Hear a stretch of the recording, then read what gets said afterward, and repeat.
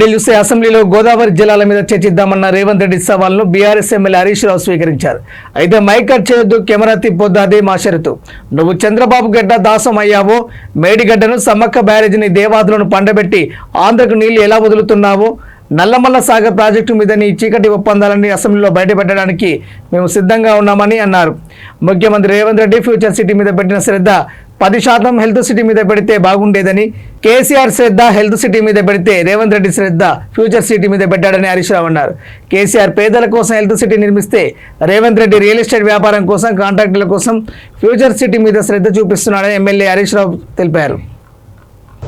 BRS party తట్టి లేపితే ముఖ్యమంత్రి గారు దేవాదుల ప్రాజెక్టును విజిట్ చేసి అన్ని మోటార్లు కూడా నడపాలి అని ఆదేశించాల్సిన పరిస్థితి వచ్చిందంటే అది బీఆర్ఎస్ పోరాటం వల్ల, బీఆర్ఎస్ పార్టీ కృషి వల్ల అట్లీస్ట్ ముఖ్యమంత్రిలో చలనం వచ్చింది. చలనం వచ్చింది కానీ పని అయితే పూర్తిగా కాలే. సరే, మేము వచ్చిపోయిన తర్వాత దేవన్నపేట ఒక పంప్ హౌస్ నడుస్తా ఉన్నది, ఒక మోటార్ నడుస్తా ఉన్నది. కానీ ముఖ్యమంత్రి గారు, మంత్రులు ఏం చెప్తారు? పదే పదే దేవాదుల ప్రాజెక్టు మాది మొదటి ప్రాధాన్యత అని పదే పదే ముఖ్యమంత్రి గారు, మంత్రులు చెప్తుంటారు. చేతల్లో మాత్రం దేవాదుల ప్రాజెక్టు విషయంలో చివరి ప్రాధాన్యత కనబడతా ఉంది.